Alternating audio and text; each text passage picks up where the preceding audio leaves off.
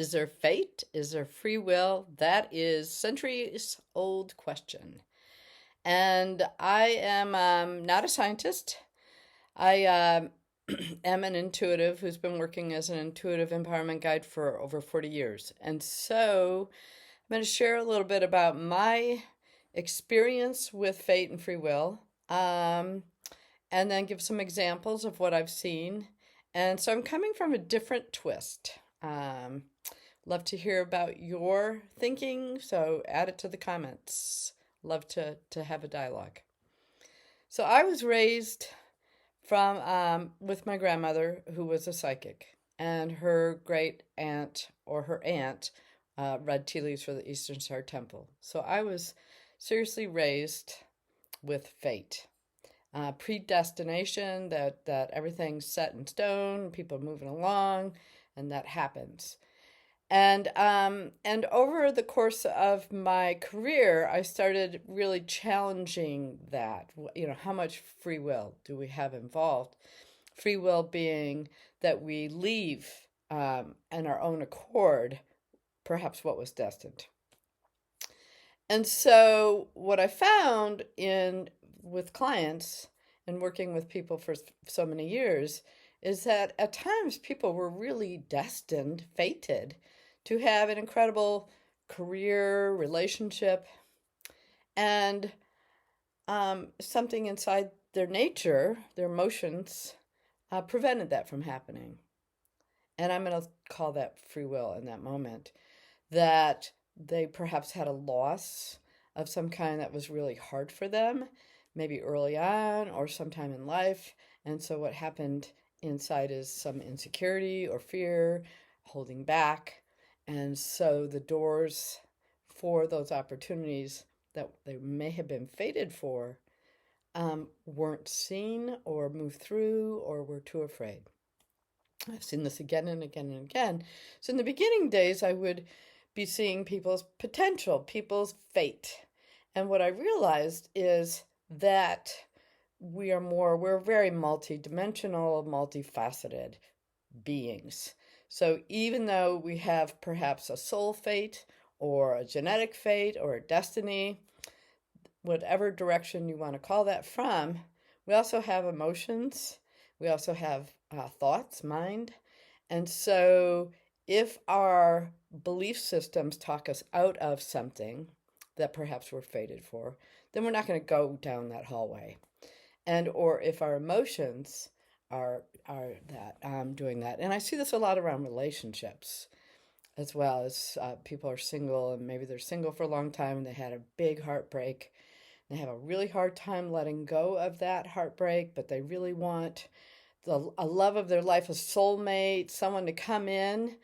And when I look into the depth of their emotions, there's a gate, a door saying, I'm too afraid. I don't want that. So their minds are saying they want that.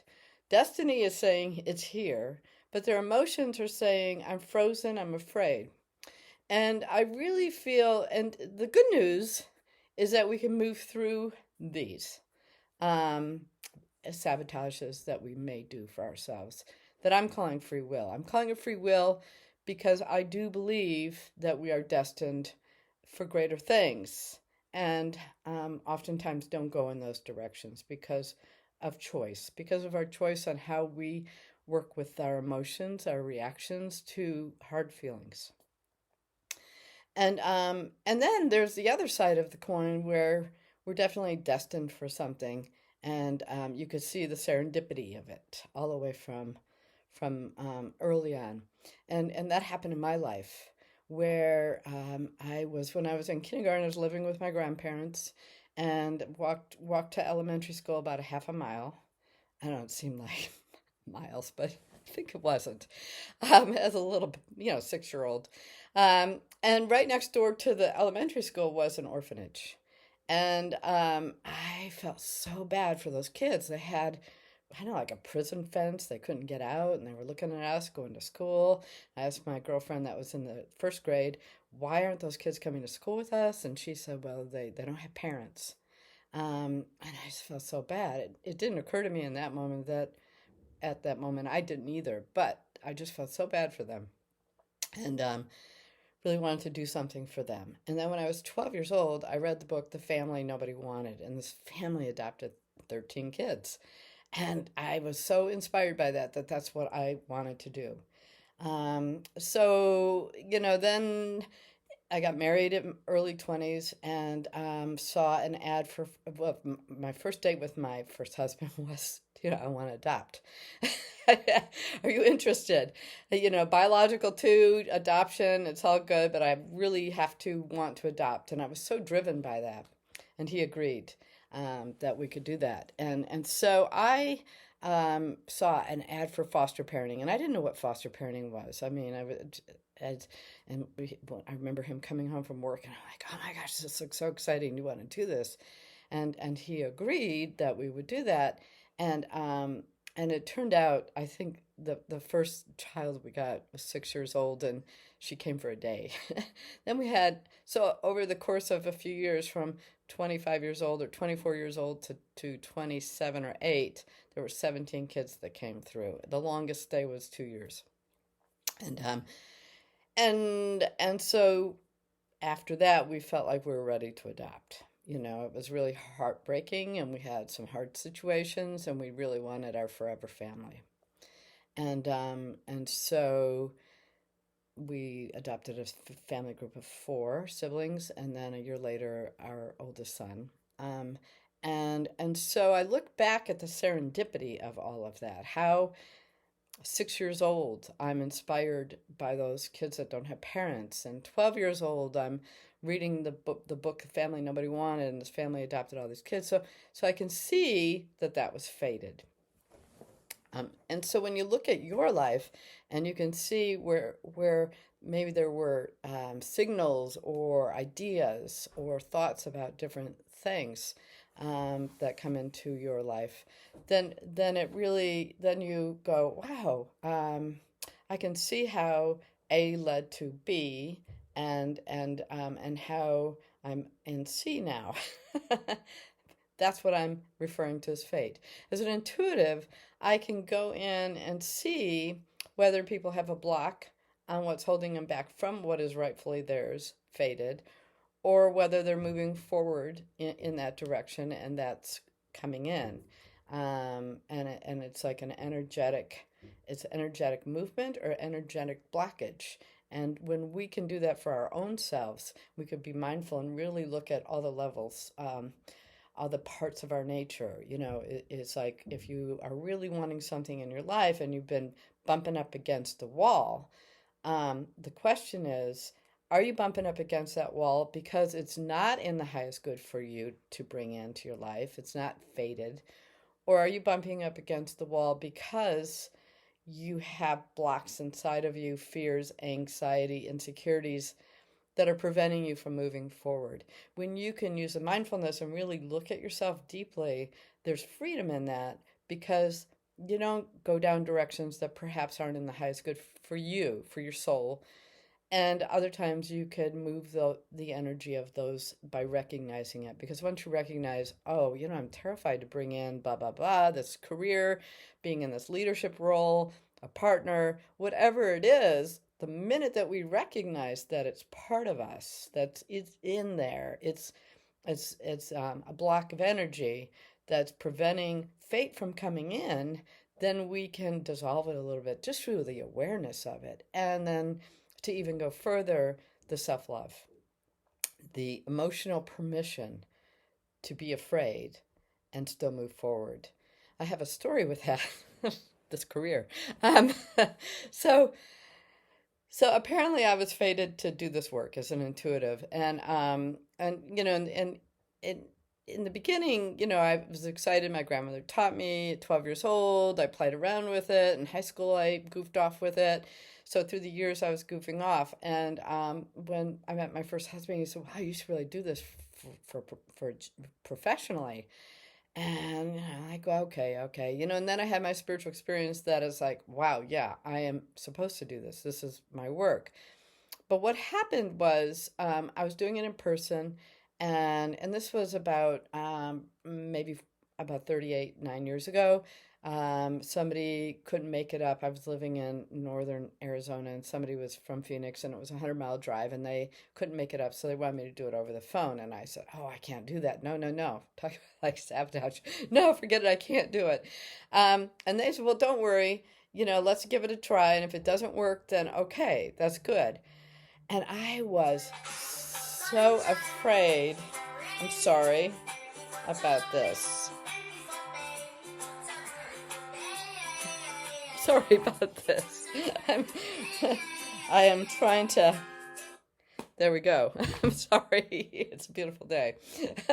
um, but I'm not going to start over because I think this is all good. So I was really terrified to do over the phone. I didn't have anything but a first name of a person. And so I would just sit there and I'm meditating and I'm praying and saying, "Oh God, I can't do this. This is too scary." But I came to a place of saying, "Okay, thy will, not mine, be done. If this is what I am to do to make a difference, to help serve another person, okay, I am." And it was so for about, it took years after that I finally relaxed and said, "Okay, I appreciate this here." So that's a situation where I was fated to do something, and in the end, I'm grateful that I kept moving forward. But I tried like heck to sabotage, to stop that from happening because I was so afraid. What was I afraid of? Well, intuition's pretty abstract. Gathering information from the ethers, without any medium, without any cards or anything, just from the ethers, can be scary. And fortunately, I had the courage and my relationship with the divine to move forward. And so, on that note, do I believe in free will and fate? Both, yes. I have a different twist on it than perhaps a scientist. This is from an intuitive perspective. This is from many years of being in people and seeing that. But ultimately, I do believe we all deserve love. We all deserve an incredible life, career, um, and really, it's for us to, the more we follow our intuition, to move us in the directions like walking down the hallway, what doors are open, and the more we're aware of the emotions, the fears, that are holding us back. Do I feel like sometimes people are fated to have bad situations? Well, yeah, and but it's our choice on how we respond to that. And it's our choice whether we could shut down or whether we shut down from that situation. Let's say we have a loss of a loved one, they die, and we're devastated. Um, and our culture is not really comfortable with emotions. So it's like, just get over it, be happy. It's time to move on. All these things, whether it's a loss of a loved one or a career, whatever, our culture's not a big culture on let's dive deep and go inside and move the energy. So the more we do that and the more comfortable we are with other people's emotions, with our emotions, the more likely that we could really live more aligned to what our soul is destined to live. And so that's where I'm coming from, and I've experienced that freedoms. I've experienced the blockages. I've experienced the fears, all the different angles, and still do. And it's about being aware and mindful and living in the moment, and really also asking guidance and working with intuition. I think the more connected we are to, whether you want to call it God, higher self, soul, higher power, whatever you call that, consciousness that's bigger than the personality, the me, the more you listen to that, connect with it, the more likely your life will have more clarity of movement and understanding. But that doesn't mean pain free, but it means being comfortable with all the different emotions. So I hope this helped, and I'd love to hear some feedback, comments. Of course, any comment is welcome, but I like the I like the nicer ones. Whoopsie. So thank you, and may you have just an incredible journey, recognize your preciousness, and just thrive and live in that truth. Bye for now.